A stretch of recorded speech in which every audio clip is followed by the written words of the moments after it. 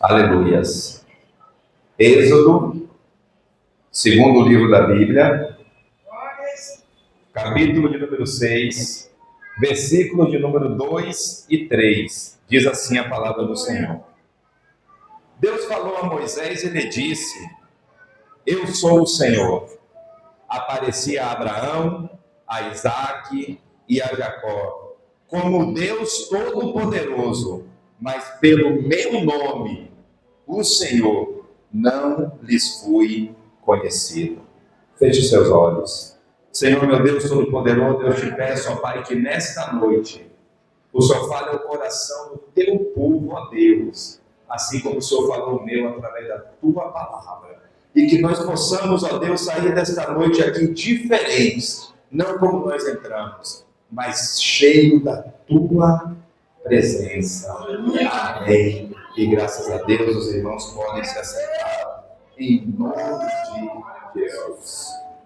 Queridos e amados irmãos, o que a palavra do Senhor está nos dizendo é que Deus disse a Moisés que Abraão, Isaque e Jacó não o conheceram como Deus El Shaddai, como Deus Todo-Poderoso, mas o seu nome, o Senhor, não foi conhecido por nenhum deles. O nome de Deus, meus irmãos, ele vai aparecer na Bíblia por aproximadamente 7.000 vezes. Por 7.000 vezes o nome de Deus ele é citado no Antigo e no Novo Testamento. E esse nome ele é impronunciável. O nome de Deus no Antigo Testamento não era possível se pronunciar. Não era possível ser lido no papel por ninguém. Por quê? Porque o alfabeto hebraico antigo ele era composto de apenas 22 consoantes. Não existia vogais. Então o nome de Deus ele era escrito da seguinte forma: Yud, Ré, Vav, Ré.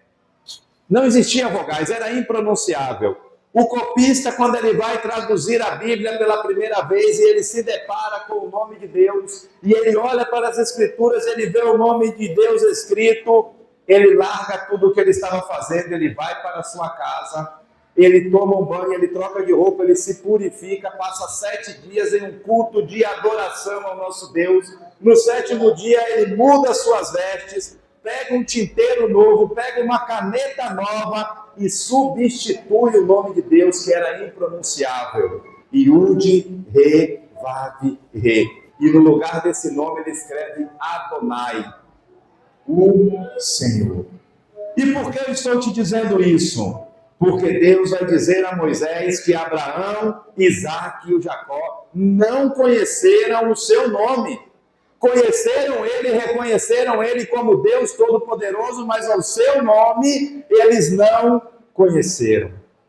Moisés, que cresce no palácio, filho do faraó, rico, com todas as suas regalias, usando roupas finas, estudando nas melhores escolas da sua época, príncipe, vivia uma condição muito alta na sua classe social e naquela condição ele nunca ouviu a voz de Deus. Ele nunca presenciou a presença do Deus Todo-Poderoso. Mas agora, com 80 anos de idade, pesado de língua, morando no deserto, tomando conta de ovelha no pasto do seu sogro, agora sim, fora do palácio, ele vai ouvir a voz de Deus. Um homem comum, carnal, sem recursos nenhum, pesado de língua, fragilizado, um homem humano, vai ouvir a voz de Deus. O que eu quero te dizer com tudo isso, meu irmão? Nunca é tarde para você ouvir a voz de Deus. Independente do lugar que você esteja, Deus fala contigo. Não depende da sua posição. Deus fala com você. Independente de onde você está, da sua classe social, da sua condição financeira, Deus ele fala com você e nesta noite o Senhor vai se revelar na sua vida. Aleluia! Basta ter somente você crer. Os versículos de número 6 e 7 do texto que nós lemos, tem 4 coisas que nós não podemos esquecer. E eu gostaria de ler para você nesta noite. A palavra do Senhor vai dizer em Êxodo, capítulo 6, a partir do versículo de número 6. Portanto, diga aos filhos de Israel: eu sou o Senhor. Vou tirá-los dos trabalhos pesados no Egito e vou livrá-los da escravidão. Vou resgatar vocês com os braços estendidos e com grandes manifestações de juízo. Eu os tomarei por meu povo e serei o seu Deus. E vocês saberão que eu sou o Senhor, seu Deus, que os tiro dos trabalhos pesados no Egito. Algumas coisas eu gostaria de destacar nesse texto para que você não esqueça. Primeiro, cargas pesadas. Segundo, o povo vivia em servidão. Terceiro, Deus vai resgatar com os seus braços estendidos. E quarto, eu vos tornarei por meu povo, e eu sou o vosso Deus. Queridos e amados irmãos, quando o clamor do povo hebreu que era escravo chega aos céus, o texto vai dizer que Deus ouviu esse clamor, que Deus ouviu a aflição daquele povo e que Deus veio ao socorro daquele povo. Irmãos, Deus ele não muda, Deus ele é imutável. Nós ainda temos um Deus que ouve o nosso clamor, nós ainda temos um Deus que ouve as nossas orações, nós ainda temos um Deus que luta ao nosso favor. E se nesta noite você crê, Deus ele entra com vitória na sua vida. Deus ele entra com a solução, seja qual for a solução do seu problema, seja qual for o tamanho da sua dificuldade, Deus ele entra com poder e com autoridade e muda a sua história, em nome de Jesus. Aleluia! Daí Deus levanta Moisés. Mas quem é Moisés?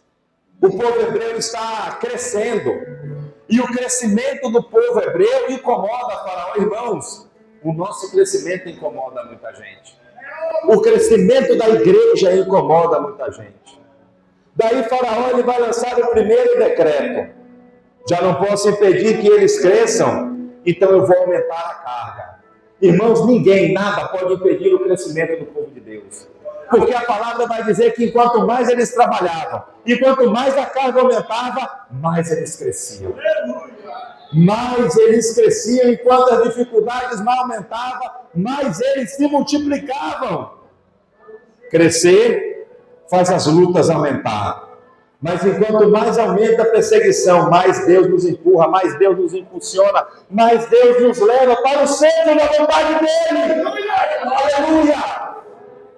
Está difícil, está duro, mas Deus está te levando para onde Ele quer te levar. Entregue a sua vida ao Senhor, creia nisso, que Deus vai te impulsionar, Deus vai te colocar no centro da vontade dEle, porque Ele é fiel. Então Faraó ele lança o segundo decreto: não posso impedir o crescimento, não estou conseguindo vencer, então que eles morram. Todas as vezes que eles nascerem, todas as vezes que eles vierem à vida, eu tiro a vida deles. Irmãos, em tempo de crise, todas as tribos de Israel ficam com medo e param de produzir. Quantos de nós, irmãos, no meio das nossas dificuldades, abandonamos os nossos sonhos, abandonamos os nossos desejos, abandonamos os nossos ministérios e, trazendo para o contexto espiritual, abandonamos ao Senhor nosso Deus. Abandonamos a nossa vida de referência diante da presença dEle, porque em tempo de crise, muitos deixam de fazer para o Senhor. Dan, Zebulon, Naftali, Efraim, Manassés, Rubens e Judá param de gerar. Não geram mais filhos, mas alguém vai gerar filho. Joquebede, da tribo de Levi, e seu esposo Arã vão gerar filho. Irmãos, se ninguém quer fazer, faça você. Se ninguém quer vir para o culto, venha você. Se ninguém quer vir para a escola bíblica dominical, venha você. Se ninguém quer evangelizar, evangelize você. Se ninguém quer dar glória, dê glória a você. Aleluia! Glorifique o nosso Deus. Quem faz o que ninguém quer fazer, também vive experiências que os outros não vão viver. Quando Moisés nasce, a Bíblia fala que as parteiras temeram. As parteiras sentiram medo de entregar aquele menino para a morte. Então elas o escondem, elas o guardam, e vocês conhecem muito bem essa história. Porque as mesmas águas do Rio Nilo, que matavam crianças, são as mesmas águas que vão levar Moisés para dentro do palácio. Trazendo para o contexto espiritual, irmão, nesta noite eu posso aplicar e te dizer que a mesma luta que te afronta é a mesma luta que vai te honrar. A mesma luta que te afronta é a mesma luta que vai te aproximar de Deus. Aleluia! A mesma prova que te persegue é a mesma prova que te empurra para onde Deus quer te levar. A mesma dificuldade que te aperta vai ser ela que vai te empurrar para perto do nosso Senhor. Vai ser ela que vai te aproximar de Deus. Queridos e amados irmãos, com 40 anos de idade, vivendo uma vida de príncipe, Moisés esconde algo debaixo da areia. Mas nem tudo, meus irmãos, fica escondido debaixo da areia. Ele é descoberto, e ele foge, e ele larga e abandona todos os seus privilégios. Com 80 anos ele está trabalhando para o seu sogro, ele não é mais príncipe, ele não faz mais parte da mais alta sociedade daquela época. Só que todos os dias ele está no deserto com o rebanho e todos os dias ele vê sarça. Sarça para ele é algo comum. E sarça, meus irmãos, é algo feio, é algo insignificante, é algo que não tem sentido nenhum. Sarça é algo comum. Sarça não chama a atenção de ninguém. O que vai chamar a atenção de Moisés é o fogo que está envolvendo a sarça. O fogo não se consumia. Quando ele chega próximo da sarça, quando ele chega próximo daquele fogo, ele ouve a voz de Deus que fala com ele: tire as sandálias dos pés, porque a terra que você está pisando, Moisés, é terra santa.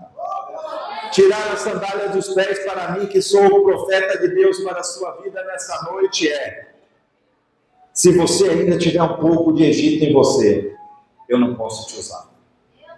Se você está dentro da igreja e ainda tem um pouco do mundo em você, Deus não pode te usar. Porque para Deus precisamos estar em santidade. Deus não negocia a sua santidade. Deus não negocia a sua reverência. E Moisés está entendendo isso.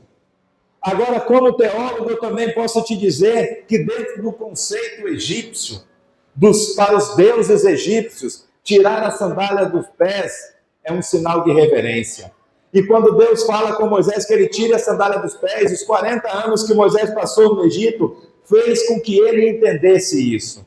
Então Moisés sabia que ele precisava, de uma forma ou de outra, se apresentar em reverência diante do Deus Todo-Poderoso. Deus está dizendo para ele, em outras palavras: eu sou Deus. Se apresente diante de mim em santidade, com reverência. Se torne pequenininho, menor do que o que você é. Aleluias. O convite é: Moisés, tu vai para o Egito. Eu vou te enviar para o Egito e tu vai chamar a atenção do homem mais poderoso da terra. O homem mais poderoso que existia naquele contexto. Deus fala para Moisés: eu vou te colocar diante dele e tu vai chamar a atenção dele. Agora imagine Moisés, um homem comum, 80 anos, pesado de língua, se considerava um ninguém. Salmo 90, versículo 10, vai dizer que os anos da vida de um homem que o homem tem com vigor é 70, no máximo 80. Só que Deus ele vai fazer isso para mostrar para Moisés e para nos mostrar nesta noite que não é com os nossos braços, não é com a nossa força, é com o poder dele que vai operar os milagres e a maravilha. Deus está dizendo para Moisés, está dizendo para você nesta noite: quem faz sou eu, quem dá força sou eu, quem dá vigor sou eu. Aleluias! Mas Moisés ele vai questionar a Deus: como pode, Senhor? Eu não sou ninguém. Como eu vou chamar a atenção de Faraó? Como eu vou chamar a atenção do homem mais poderoso do mundo? E Deus vai dizer para Moisés: Moisés, você ainda não entendeu. Você ainda não compreendeu, você ainda não recebeu a mensagem que eu quero te passar.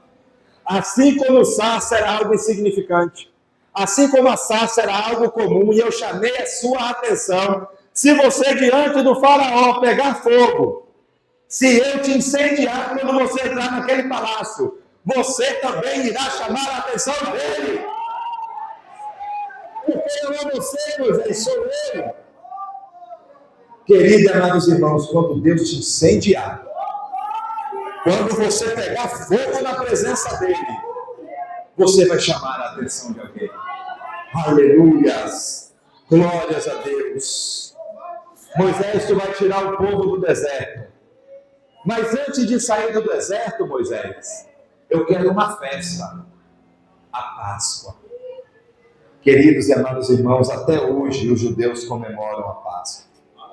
Eles comem sentados no chão, não tem mesa, para eles se lembrarem do tempo que eles passaram no Egito como escravos.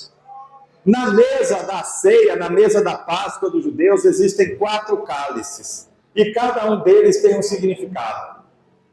Cada um dos cálices representa algo em especial. E nós lemos aqui nesta noite o que isso significa. O primeiro cálice representa as cargas que eles carregaram. O segundo cálice representa o período de servidão que eles viveram. O terceiro cálice representa com braços estendidos vos resgatarei.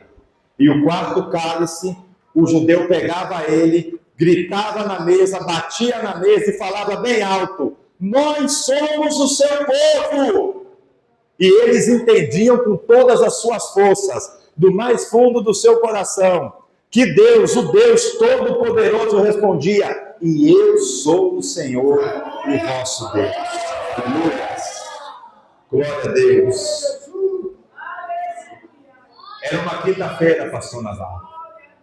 A festa ainda é a mesma, pastor Adé, uma Páscoa.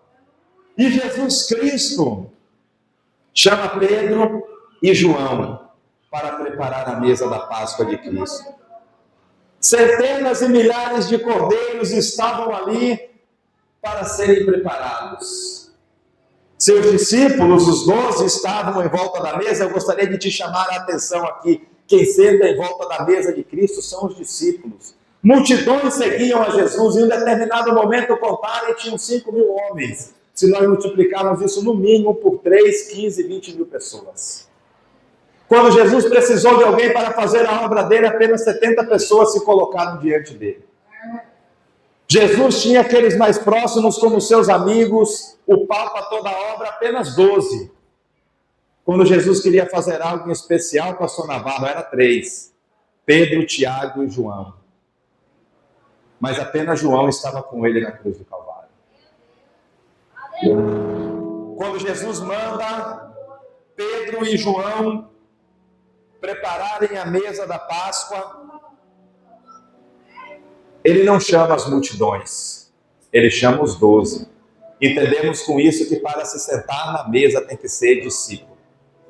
Só participa da ceia com Jesus quem é discípulo.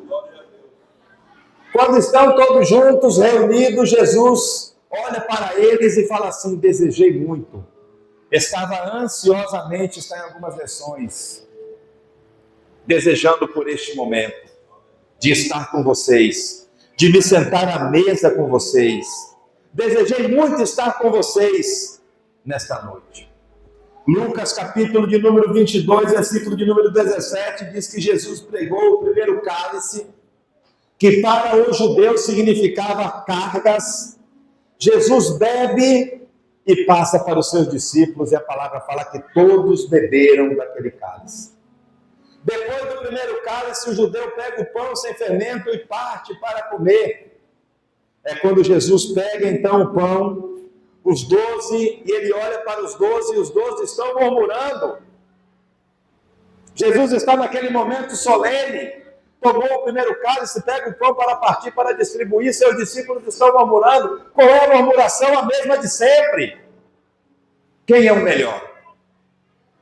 Quem é o mais importante? Quem é o principal? Enquanto eles discutiram quem era o melhor, quem era o mais importante entre eles, se na casa houvessem alguns escravos, O escravo de menor valor era quem pegava a bacia e começava a lavar os pés. Ou seja, Jesus ele vai fazer o papel do menor escravo de todos. E vai lavar os pés dos seus discípulos. Só para te ensinar nesta noite, só para que você não esqueça.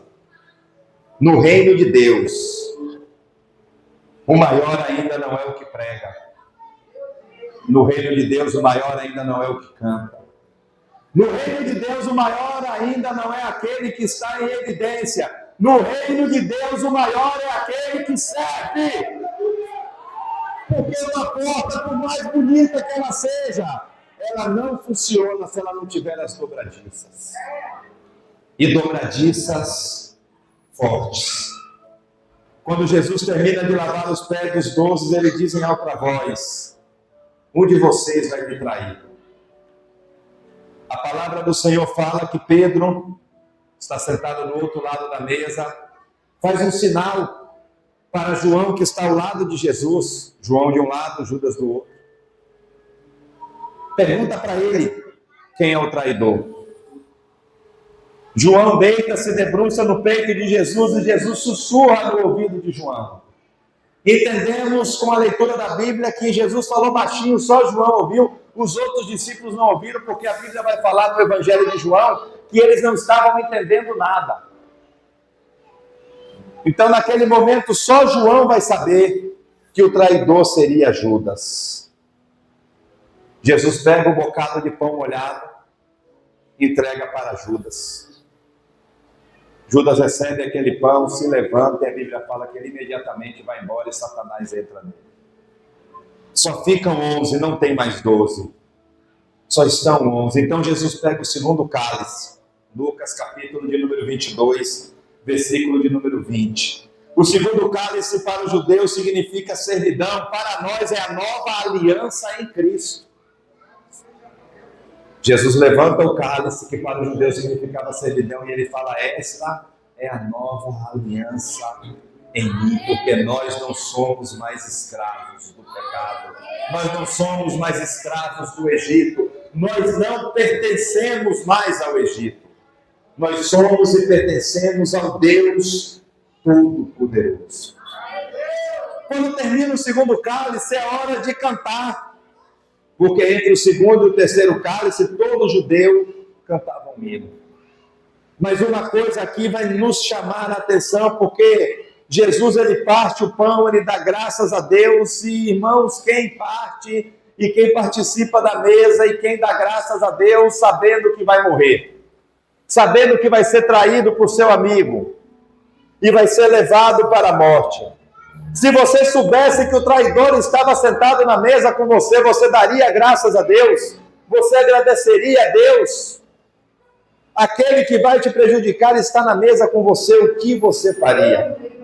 Você teria coragem de dar graças a Deus? Meus queridos e amados irmãos, aprenda nesta noite. Nada pode te impedir de ser grato a Deus. Teus problemas, tuas dificuldades e tuas lutas não podem te impedir de ser grato a Deus. Tenha um coração grato ao Senhor. Cantar e louvar e glorificar e exaltar quando tudo está bem é fácil, é lindo, é maravilhoso. Pregar quando tudo está bem, cantar quando tudo está bem. Difícil é cantar quando a fogueira não floresce, quando não há fruto na vide. Ainda que decepcione o fruto da oliveira e os campos não produzam mantimento, ainda que as ovelhas da malhada sejam arrebatadas nos currais e não haja gado. Aí eu quero ver cantar, aí eu quero ver glorificar, aí eu quero ver exaltar. Todavia me alegrarei, aleluias, no Senhor, e exultarei o Deus da minha salvação, aleluias. A segunda coisa que me chama a atenção é que Jesus vai fazer algo que nunca nenhum outro judeu havia feito. Jesus é o primeiro a fazer isso. Por quê? Porque ele toma o segundo cálice, levanta da mesa e sai.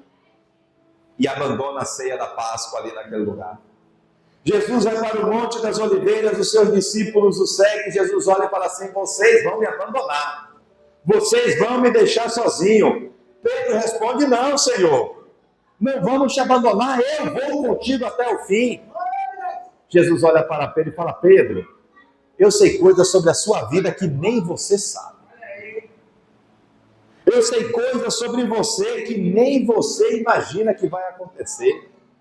Só para você entender, antes que o galo cante 3 vezes, você vai me negar. Antes que o galo cante 3 vezes, você irá me negar. Aleluias. Mas Pedro, eu te espero lá na Galileia.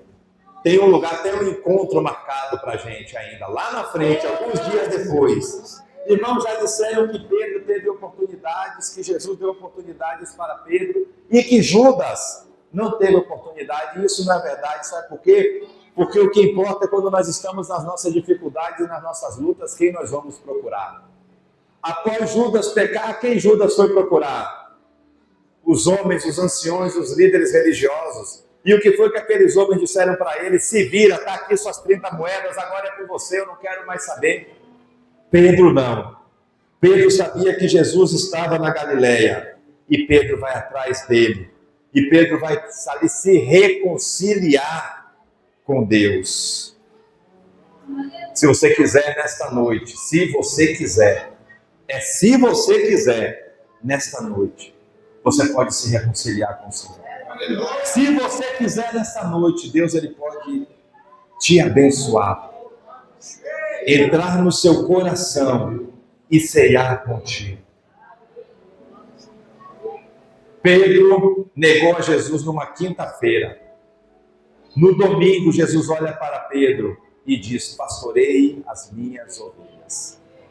Ainda há tempo de se reconciliar com o nosso Deus. No mesmo lugar em que Pedro negou a Jesus, alguns dias depois ele vai pregar e 3.000 pessoas vão se converter. Mas alguns dias depois ele vai pregar de novo e 5.000 pessoas vão se converter. Se você quiser, ainda há esperança para você. Aleluia. Agora Jesus está no Monte das Oliveiras, ele dobra o seu joelho e ele vai orar: Pai, se possível for, passa de mim este cálice. Que cálice é esse? Afasta de mim esse cálice. Que cálice é esse? O cálice dos braços estendidos na cruz do Calvário. Até hoje os judeus não entendem o terceiro cálice. Mas para resgatar o mundo, para resgatar a humanidade, os braços têm que estar estendidos. E quando ele sai dali do Monte das Oliveiras, ele já sai preso, ele já sai entregue. Por quê? Porque Judas o beijou e o entregou. Sabe por que era necessário que Judas o beijasse, irmãos? Porque Jesus era comum, era igual a mim, igual a você. As vestes de Jesus não entregavam quem ele era, o proceder dele não entregava quem ele era, porque Jesus ele era humilde e no meio do povo não existia diferença. Então era necessário que alguém mostrasse, que alguém apontasse quem era Jesus para que ele pudesse ser levado preso. Levam Jesus para a casa de Anás. Depois levam Jesus para o Sinédrio. Roma não aceitaria acusação religiosa contra Jesus. Roma não está preocupado com isso.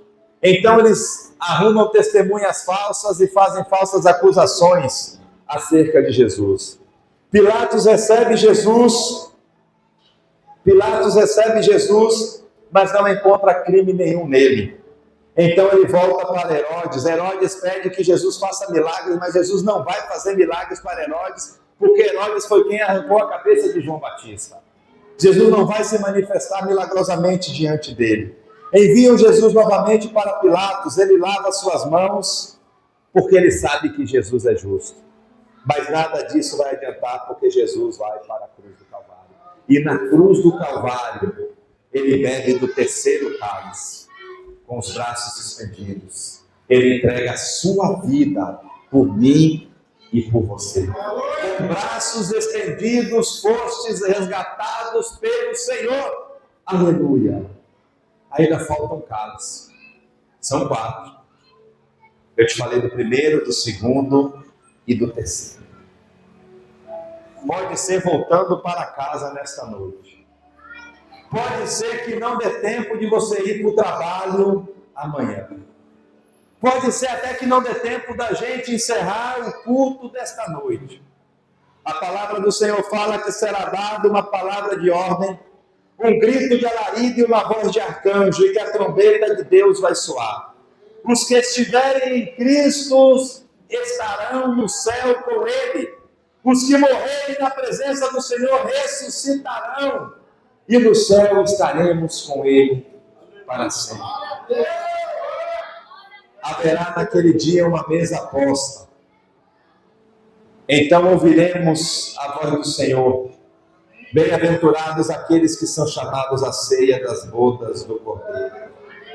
Alegremos-nos, exultemos e demos-lhes a glória, porque chegou a hora das bodas do Cordeiro e a noiva dele já se preparou. Então estaremos todos nós reunidos em volta da mesa do Senhor e ali nós cearemos com Ele.